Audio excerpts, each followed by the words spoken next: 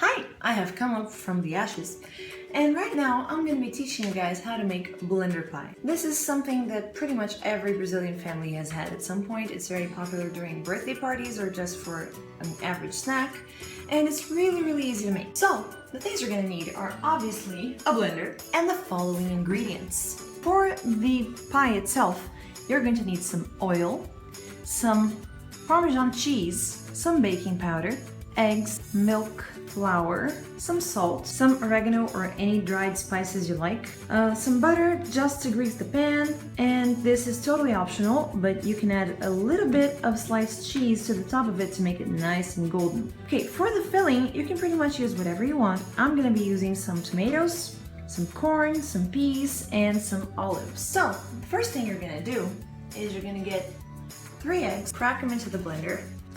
1, 2 eggs, 3 whole eggs right in here, a cup of milk, plus a little bit more, just a tiny bit like this. Can you see it? 3/4 of a cup of oil, and this can be any vegetable oil. It can be canola, it can be soy, whatever strikes your fancy. Right now I'm using sunflower. Now you're going to take your all-purpose flour, like so, and you're going to put in 12 tablespoons. Yes, I know that sounds like a lot, but I've never measured this in cups, so it's probably about a cup of flour, but don't quote me on that. Use the tablespoons. 1, 2, 3, 4, 5, 6, 7, 8, 9, 10, 11, 12. Alright, I can count. 4 tablespoons of the grated cheese. I probably have just short of 4. We're gonna do what we can do. 1, 2, 3. Oh, what do you know? Exactly the right amount. 3 tablespoons, yes, 3 whole tablespoons of oregano, or any dried spices you like. I just really love oregano. 1, 2, 3. Looks like a lot, is a lot, but it's gonna be worth it. And finally, you're just gonna add your salt to taste. Don't skip out on the salt, but you know, careful. I always tend to put a little too much salt into things. Asked my mom once. I made an entire pan of tomato sauce that was completely inedible. And now we're just gonna blend it up. You ready? While this thing's blending, we're going to take some butter and some more flour and nicely grease up our pan. So for those of you who have no idea how to grease a pan, which is none of you, you're gonna get a napkin, swipe it over the butter like this, get a big old chunk of it, and just rub it all over the pan. When I was like 6 years old, I used to bake orange cakes with my grandma when I got back from school, and she would always have me do this. I thought I was being so helpful, but really she had to do the whole thing over again because 6-year-olds are not really known for being thorough about things.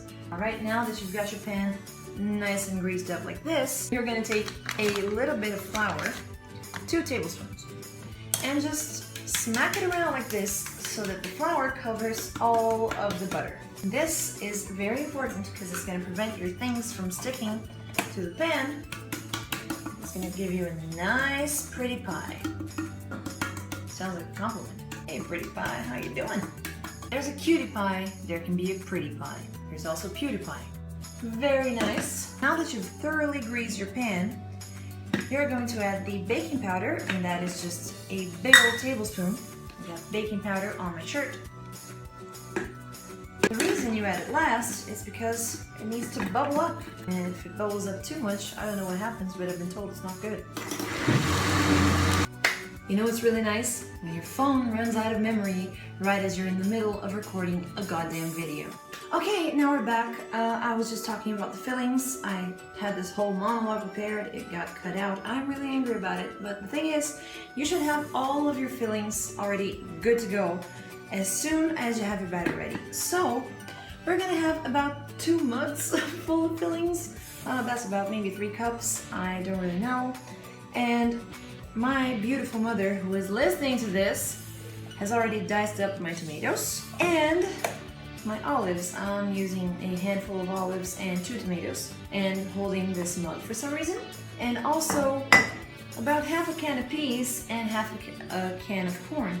Peas, corn. Okay, now that we understand what vegetables are, we can move along. Drain out all the water from the peas and from the corn. You don't want that stuff getting in your pie.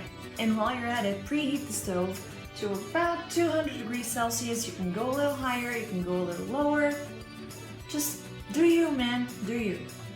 Blitz up your batter again just for a second for good measure. Now, what you're gonna do is, you're gonna take your pan and just pour in about half of your batter, like this. Then add your toppings, sprinkling them all over. And yes, I am gonna use the other side of the camera for this. Hi, you're on the other side of my camera. Okay, so you're gonna take your fillings and just sprinkle them all over. And remember, this dough is gonna rise like crazy. So yes, it is okay to have a whole lot of fillings like this. It's not okay to have a huge clump of peas. So you're just gonna have to get your hands a little dirty, like so. Since I always add in a little more than necessary, that is true for cooking, it's true for life, I'm just gonna sprinkle in over half of the mug of tomatoes. There's still a crap load of tomatoes left in the plate, but that can be resolved. Sprinkle in the olives, and yes, I know that is a lot of filling, but we still got the other half of the batter.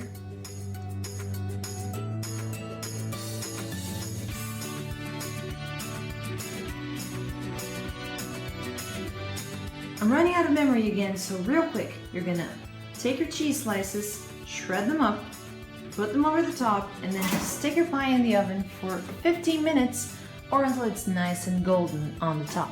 In the meantime, I'm going to transfer these videos to my Dropbox so I can free up space in my actual phone to film the result. Alright? I'll see you then. So much later that the old narrator got tired of waiting and they had to hire a new. It has been 50 minutes and the pie is beautiful. This hole in the center is because I've already mutilated it with a fork to see if it's done. Apparently it is, and now I'm going to carefully take it out of the oven and show you guys the first piece, which I'm going to give to my mom, who I have left starving in the living room. I'm so sorry.